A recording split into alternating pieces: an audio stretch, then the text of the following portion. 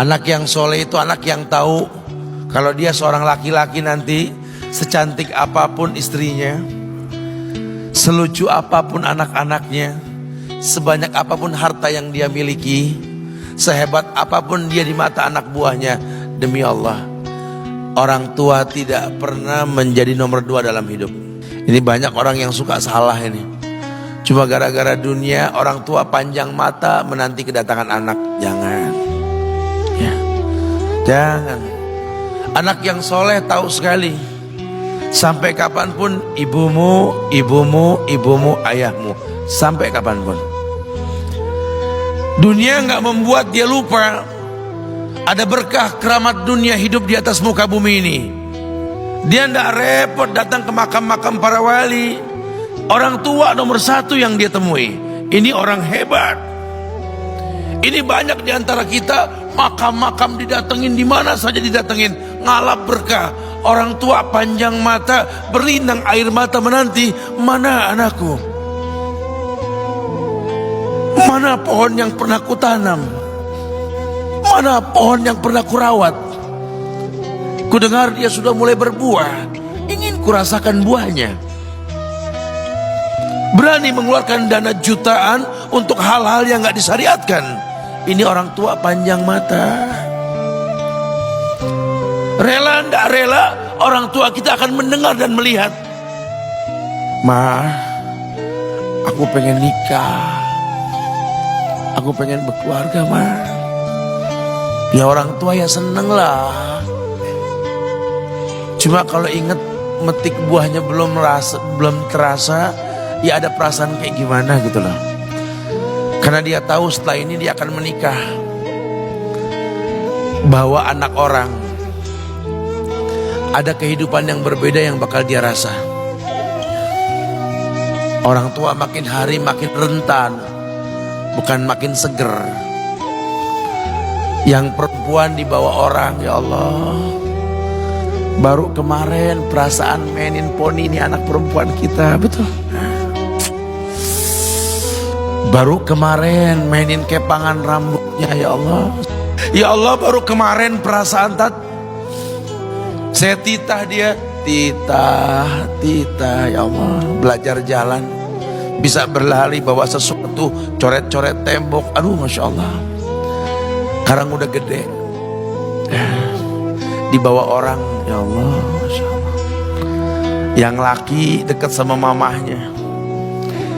Baru kemarin tangan mungilnya kita tuntun, kalau kelepas dia nangis, betul. Sekarang tangannya keker besar, tangan ibunya keriput, betul. Mau nangkep tangan anak pun sudah mulai susah. Membawa anak orang datang dengan gagah, cium tangan, cipika-cipiki, udah. Ma, kita jalan dulu, Ma, ya. Udah, Mama, udah. Digandeng tangan kekasihnya, dirangkul pundaknya. Ini anak laki ndak tahu ibunya kayak diiris-iris jantungnya. Dia lihat tangannya yang keriput, ya Allah. Udah berapa lama tangan ini nggak dibawa sama anak ini? Udah berapa lama tangan ini nggak digandeng sama anak saya? Kita merasa bangga akur merangkul istri kita, ibu kita ngelihat pundaknya. Udah berapa lama pundak ini gak dirangkul seperti itu, ya Allah. Dulu aku berdandan secantik-cantiknya, ku dandankan anaknya, ku bawa di hadapan kawan-kawanku bangga. Lihat anakku. Tapi dia gak pernah berdandan rapi membawa aku ke hadapan teman-temannya. Lihatlah ibuku. Ibunya sudah kebayang, ya Allah, ini anak bakal minta nikah sebentar lagi. Yang wajar kalau orang nanam pohon pengen metik buah, wajar. Ini buah belum terasa, pohon sudah mau dibawa, kebayang tidak? Ya Allah. Mulai dia kebayang. Sehingga rasa-rasa seperti ini menjadi tumpukan rasa di hati orang tua kita, yang nanti pada akhirnya dia pun bakal kembali ke hadirat Allah, kita pun bakal kembali ke Allah, betul?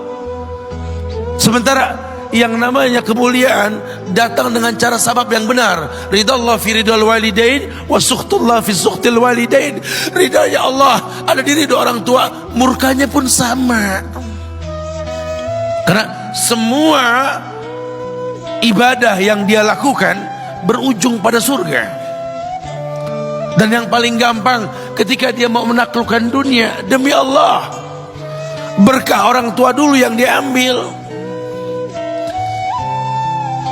Ini dirasa oleh orang mulia yang Nabi katakan, innahu min ahlis sama, innahu min ahlis sama. Manhu?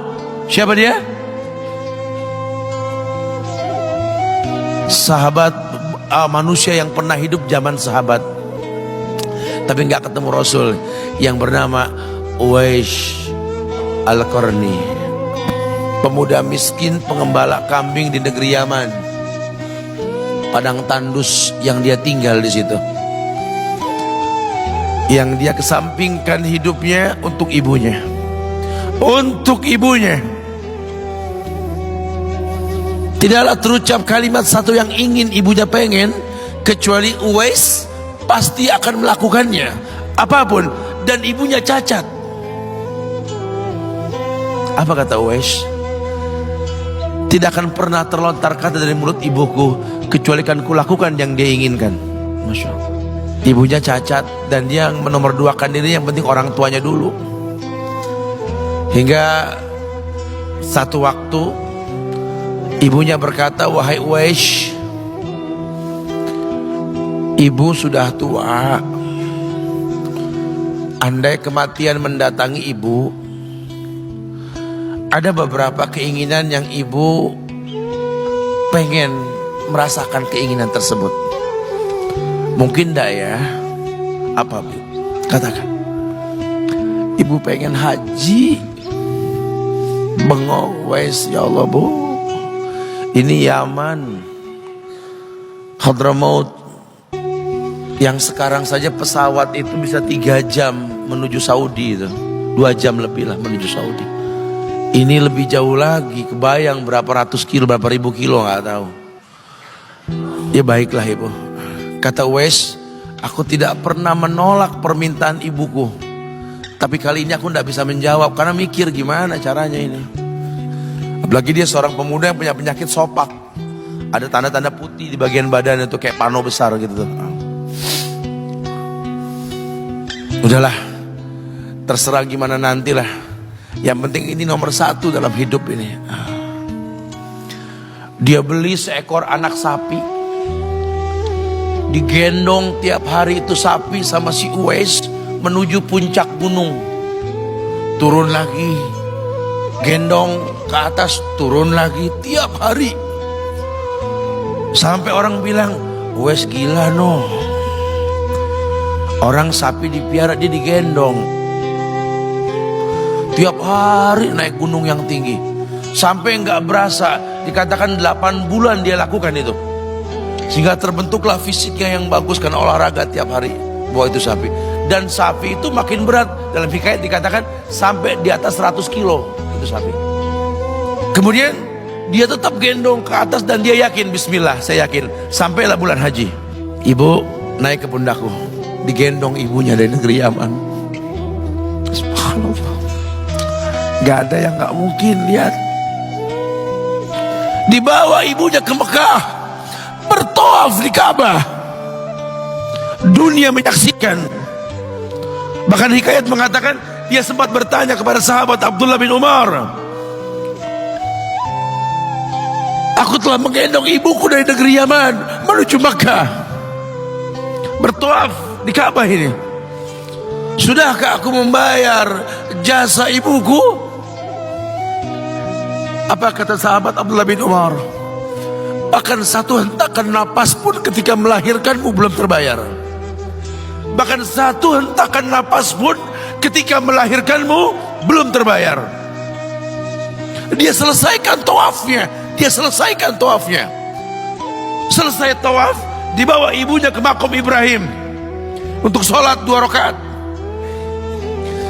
Selesai sholat, dia angkat tangan, dia berdoa kepada Allah, ya Allah, ampunkanlah ibuku ya Allah. Ampunkan ibuku ya Allah. Masukkanlah dia ke sorgamu ya Allah. Masukkan dia ke sorgamu ya Allah. Ibunya berbisik, Uwais, sudahlah, mintalah pada Tuhanmu ampunan untuk dirimu dan sorga untukmu. Wallahi wahai ibu, Allah ampunkan kamu, Allah masukkan kamu ke sorga, cukup untukku. Ridhomu yang kubutuhkan wahai ibu. Lihat, manusia saleh, hasil doa Rabbi habli minas solihin. Lihat, makanya ketika Nabi mengatakan innahu min ahli sama, ini manusia penghuni langit. Umar, Ali, temui Uwais.